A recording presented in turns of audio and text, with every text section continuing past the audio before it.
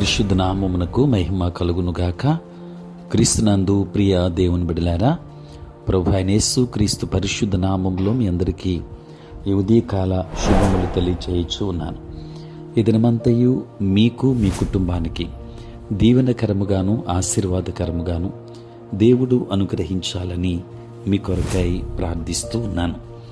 నేటి దినం కొరకు ఏర్పాటు చేయబడిన దేవుని వాక్యము యోహాను సువార్త 13వ అధ్యాయం 15వ వచనం.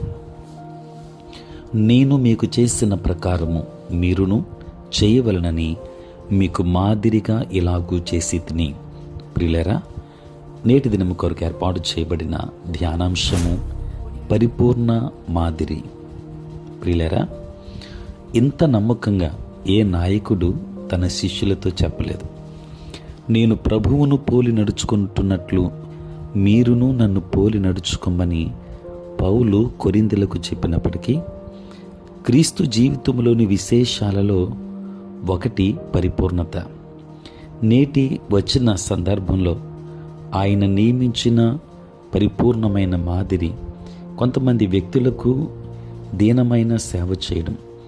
ఆ గుంపులో అందరికంటే నీచుడైన యూదా ఇస్కరియోతు కూడా ఉన్నాడు. ఇది యోహాను 13 నుండి 17 అధ్యాయాల్లో ప్రభువు చేసిన మేడగది ప్రసంగంలో ప్రస్తావించిన 7 వరాలలో మొదటిది. ప్రియులరా, మన ప్రభువు చూపిన మాదిరి ఎన్నడూ మారదు. ఆయన జీవితాన్ని మనం అధ్యయనం చేస్తుండగా ఈ భూమి మీద ఆయన ప్రవర్తించిన తీరులో, ఆయన నడతలో ఎటువంటి ఊగిసలాట లేని గుణం నిత్యం మనకు గుర్తు చేయబడుతూ ఉంటుంది.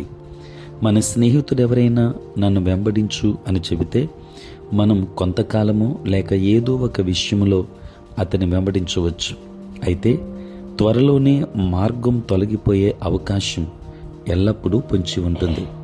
ప్రియులారా, ప్రభు యొక్క మాదిరి అన్ని కాలాలకు, జీవితంలోని ప్రతి రంగానికి వర్తిస్తుంది. ఆయన ఇలా చెప్తున్నాడనిపిస్తుంది. నేను జీవించినట్లు జీవించు, నేను ప్రేమించినట్లు ప్రేమించు, నేను సేవించినట్లు సేవించు, నేను చూపినట్లు శ్రద్ధ చూపించు, నేను మాట్లాడినట్లు మాట్లాడు, నేను నడిచినట్లు నడుచుకో, నేను చేసినట్లు మేలు చెయ్యి, నేను మరణించినట్లు నీవు మరణించు. ప్రియులారా, ఈ జాబితాకు అంతే లేదు. ఎందుకంటే ఆయన జీవితం అనంతమైనది. ఆయన చేయనిది, అది పరిపూర్ణముగా చేయనిది మనల్ని చేయమని అన్నడు అడగడు. ఆయన జీవితాన్ని మనం ఎంతగా పరిశోధిస్తే అంతగా మనం కూడా పిలాతుతో కలిసి ఈ మాటలు చెప్పడానికి బలవంతం చేయబడతాం. దేవుని బిడ్డలారా, ఆయన యందు నాకు ఏ దోషము కనబడలేదు. ఆయన చేసినట్లు చేయడమే మన లక్ష్యం. ఎందుకంటే ఇక్కడ లేని క్రీస్తును ఈ లోకానికి చూపగలిగేది కేవలం మనమే. మరి అదృశ్యుడైన తండ్రిని క్రీస్తు తన జీవితం ద్వారా చూపగలిగిన విధంగా పునరుద్ధానుడైన క్రీస్తును మన జీవితాల ద్వారా మనము కూడా చూపాలని మనకు ఆదేశించడమైంది. దేవుని బిడ్డలారా, ఆయన మనలో జీవిస్తున్నాడు కనుక ఆయన మాదిరిని అనుసరించడం మనకు సాధ్యమవుతుంది. మనలో నివసించే క్రీస్తుకు మన జీవితాలను సమర్పించుకునే కొద్దీ ఆయన మనలో జీవిస్తాడు. అప్పుడు క్రీస్తు నిజంగా మనలో సజీవుడై ఉన్నాడని లోకం తెలుసుకుంటుంది. మత్తయి సువార్త 5వ అధ్యాయం 16వ వచనములో ప్రభువే స్వయంగా ఇలా చెప్పారు. మనుష్యులు మీ సత్క్రియలను చూచి పరలోకమందున్న మీ తండ్రిని మహిమపరచునట్లు వారి ఎదుట మీ వెలుగు ప్రకాశింపనీయుడి. మాదిరి చూపినవాడే దాన్ని అనుసరించే శక్తిని కూడా ప్రసాదిస్తాడు. ప్రియులారా, మనం ఆయన్ని వెంబడించగలమని చూపడానికి వీలుగా క్రీస్తు సన్నిధిలో మనకున్న విశ్వాసమే మన జీవితాల్లో ఆయన శక్తిని విడుదల చేస్తుంది. కనుక ఆయన మనకు ఒక మాదిరిని ఉంచారు. ఆ మాదిరిని మనం అనుసరిద్దాం. అనేక మందికి మాదిరిగా ఉందాం.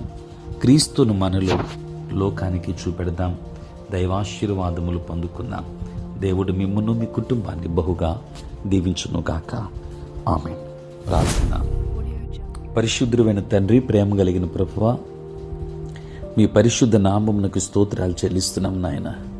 రాత్రంతయు కాపాడి సంరక్షించి సుఖనిద్రను దయచేసి మా జీవితంలో మరొక నూతన దినాన్ని మేము చూడగలిగే భాగ్యాన్ని తండ్రి మీరు మాకు ఇచ్చినందులకే స్తోత్రాలు. ప్రభువా, ఈ దినమంతా కూడా మీ సన్నిధి మాతో ఉంచండి. మీ ప్రసన్నత మాకు దయచేయండి. నేటి మా పనులలోనూ, ప్రయాణములలోనూ, పరిచర్యలోనూ మీరే తోడై ఉండండి. బలహీనులైన బిడ్డలను బలపరచండి. అనారోగ్యముతో ఉన్న వారికి ఆరోగ్యాన్ని ఇవ్వండి. నీ సేవ పరిచర్య చేయించిన ప్రతి సేవకుని దీవించండి. వారి పరిచర్యలో, వారి ప్రయాణములలో తోడుగా ఉండండి. ఉద్యోగస్తులు, వ్యాపారస్తులు, కష్టపడి పని చేసుకుంటున్న బిడ్డలందరినీ దీవించండి నాయన. చదువుకుంటున్న బిడ్డలకు మీరు తోడుగా ఉండి జ్ఞానమును, జ్ఞాపక శక్తిని బిడ్డలకు ఇవ్వండి తండ్రి. నేటి దినాన పుట్టినరోజు మరియు పెళ్లి రోజు జరుపుకొనుచున్న బిడ్డలను దీవించి నూతన ఆశీర్వాదములు మెండుగా దయచేయమని, ఈ దిన దీవెనల చేత మమ్మల్ని అందరినీ కూడా నింపుమని యేసు నామములో ప్రార్థించి వేడుకొనుచున్నాము తండ్రి. ఆమేన్. తండ్రి, కుమార, పరిశుద్ధాత్మ త్రియేక దేవుని దీవెన సదా మీకును మీ కుటుంబానికి తోడై ఉండును గాక. ఆమేన్.